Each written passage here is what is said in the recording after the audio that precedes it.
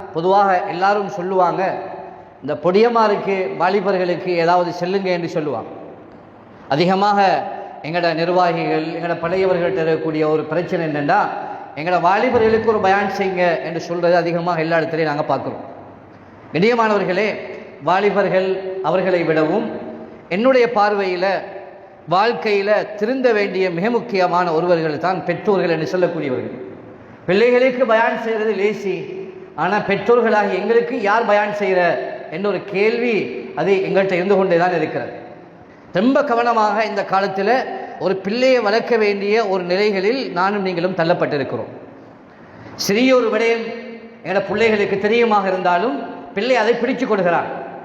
எங்களோட பார்வையில் நாங்கள் சொல்லுவோம், எங்களோட வாப்பாட பழக்கம் பிள்ளைகிட்ட இல்லைன்னா எங்களோட எல்லாருமே சொல்லுவாங்க, இது உங்களோட பிள்ளையோ தெரியாண்டு பேசுகிற அளவுக்கு இருக்கும். ஏன், வாப்பாட பழக்கம் என்பது அது பிள்ளைகிட்ட உருவாக வேண்டிய ஒரு பழக்கம் தான். வாப்பாட தோட்டத்தில் புள்ள இருக்கிறது மட்டுமல்ல, உம்மாட தோட்டத்தில் புள்ள வாரது மட்டுமல்ல, வாப்பாட குணநலங்களும் பிள்ளைகளுக்கு உருவாகிறது ரொம்ப முக்கியமானது. எனவேதான் இஸ்லாம் பிள்ளைகளோட பேசுகின்ற முறையையும் எவ்வாறு இஸ்லாம் ஒரு பிள்ளையை வளர்க்க வேண்டும் என்ற முறையையும் எங்களுக்கு சொல்லித் தருகிறது. வெறுமனே நாங்கள் பிள்ளைய வீட்டில் எடுத்து பாருங்க, வீட்டில் பூனையை வளர்க்குறோம், கோழியை வளர்க்குறோம், புறா வீட்டில் வளர்க்குறாங்க, கிளியை வளர்க்குறாங்க. யாரும் கரப்பத்தான வளர்க்குற இல்லை, யாரும் பள்ளியை வளர்க்குற இல்லை. வீட்டில் பாம்பு இருக்குது, நெட்டுவக்கால் இருக்குது, தேல் இருக்குது, எல்லாம் இருக்குது. இதை யாரும் வளர்க்குற இல்லை. அது தன்னாலே வளர்ந்து கொண்டு போகுது.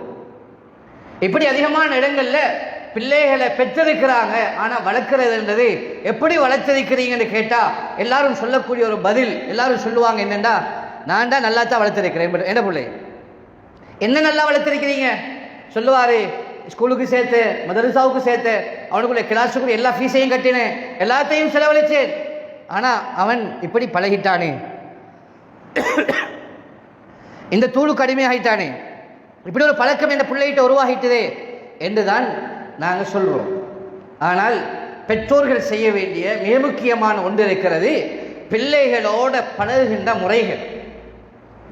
ஒரு மனைவியோட பழகுகின்ற முறை அது எங்களுக்கு சொல்ல தேவையில்லை, எல்லாரும் அழகாக தெரியும். பிள்ளைகளோட பழகுகின்ற முறை உண்மையாக யோசிச்சு பாருங்க. எங்களோட மகன் உட்ட நண்பனை போல எப்படி கூட்டாளியோட சகஜமா எல்லாத்தையும் பேசுவார். நான் இன்ன பிள்ளையை லவ் பண்றேன், இப்படி பேசுறேன், இன்ன பிள்ளைகிட்ட நம்பர் வாங்கியிருக்கிறேன், இப்படி எல்லாம் எங்களோட பிள்ளைகள் பேசுறத போல எந்த புள்ள வாப்பா இடத்துல இப்படி பேசியிருக்கிறார். எந்தையாவது பொம்பளை புள்ள பேய்த்து, வாப்பா எனக்கு ஸ்கூல்ல இந்த பொடியன் இப்படி எனக்கு நம்பரை கேட்டா என்னோட இப்படி பாடி பண்ணி நான் என்று சொல்லக்கூடிய எத்தனை பொம்பளை பிள்ளைகள் இருப்பா. இன்னைக்கு நானும் நீங்களும் அதை தவற விட்டுட்டோம். என்ன தெரியுமா, பிள்ளைகளோட அன்பாக பழக இல்லை, அன்பாக பழக இல்லை. இரக்கம் என்பது என்ன என்பது சிலர்கிட்ட கேட்டா சொல்லுவாங்க, உங்களோட முகத்துல மீனை பொறிக்கலாம், 2 பப்படத்தை பொறிச்சு எடுக்கலும், அப்படி உங்களோட முகத்தை வச்சு கொண்டு இருக்கிறீங்க, சிரிப்பே காணல. அம்மா சொல்றா, வீட்டுக்கு வந்தா வாப்பாட முகத்துல சிரிப்பு இல்லை. வீட்டுக்கு வந்தா குர்ஆன் சொல்லுது, லா தத்குலு புயூதன் கைர புயூதிக்கும், உங்களோட வீடு உங்களோட அல்லாத வீடுகளுக்குள்ளால நீங்க போறதாக இருந்தால் அல்லாஹ் சொல்றான், நீங்க ஹத்தா தஸ்தஅனிசு வ துஸல்லிமு அலா அஹ்லிஹா, அந்த வீட்டோட ஆட்கள் மீது சலாம் சொல்லுங்க, அனுமதி பெற்றுக் கொண்டு போங்க என்று ஏன் இஸ்லாம் சொல்லி தந்திருக்கு. நீங்க எத்தனை பேர் சலாம் சொல்லி கொண்டு வீட்டுக்குள்ள போறோம்? ஸ்கூல் விட்டு புள்ள வீட்டுக்குள்ள வார நேரம் ஏண்ட மகன் சலாம் சொல்லி கொண்டு வாரானா, அது எங்கிருந்து பழகுற? என்ன புள்ள எங்கிருந்து பழகுவான்? ஸ்கூல்ல பழகிற பழக்கம் இல்லை, ஸ்கூல்ல ஒரு பழக்கம், மதரசாவில் ஒரு பழக்கம்.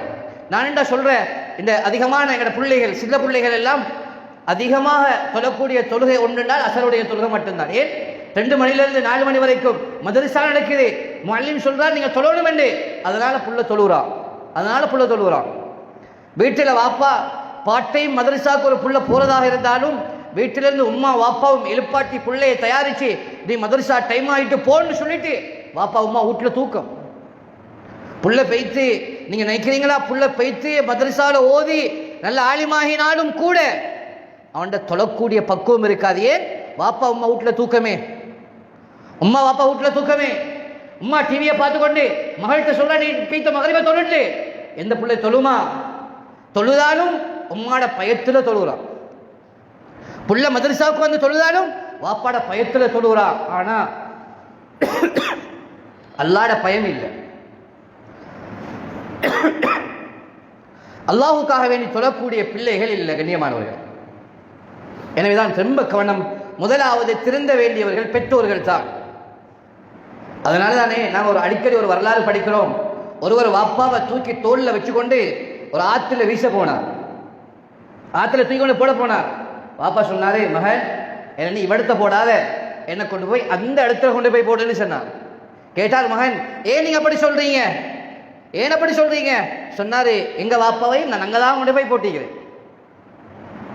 எங்கட பிள்ளைகளுக்கு நாங்க செய்யக்கூடிய நாங்க பேசக்கூடிய இதனால சொல்லுவார்கள், பிள்ளைகள் கெட்ட வார்த்தைகள் பேசக்கூடியவர்கள் பிள்ளைகள் அல்ல, பிள்ளைகள் கேட்ட வார்த்தைகளை பேசுகிறார்கள். கெட்ட வார்த்தைகள் பேசுறதுல பிள்ளைகள் எல்லாம். வாப்பா உம்மாவோட எப்படி பேசுறாரு, உம்மா வாப்பாவோட எப்படி பேசுறாங்க, இதெல்லாம் பிள்ளைகள் அவதானிக்கிறாங்க கண்ணியமானவர்களே. இன்றைக்கு சிலர்கள் உம்மா வாப்பா மௌத்தாகி ஜனாசாவாகி கபருக்குள்ளால போய்த்தாங்க. ஆனா சொல்லுவாரு, என்ன ஒழுங்கா எங்க உம்மா வாப்பா ஓத வைக்கலையே. முக்கியமான ஒரு ஆளு பெரிய ஒரு முக்கியமான இடத்துல பயானம் செஞ்சு கொண்டு வெளியே வார நேரம் அவரை கண்டு ஒரு மிகப்பெரிய ஒரு டாக்டர் கண்டு பேசி சொன்னாராம், ஏண்ட உம்மா வாப்பா எனக்கு செஞ்ச ஆக பெரிய அநியாயம் என்ன தெரியுமா, ஹஜ்ரத் எனக்கு அலிஃபா கூட ஓத தெரியாது, ஆனா என்ன டாக்டர் வரைக்கும் படிக்க வச்சிருக்கிறான். எனக்கு செலவழிப்பு இல்லை, ஆனா எனக்கு குர்ஆன் ஓத தெரியான்னு சொன்னார். யாரு? ஒரு முஸ்லீம் டாக்டர். எப்படி அல்லாஹ்வுடைய பயம் உண்டாக போகுது.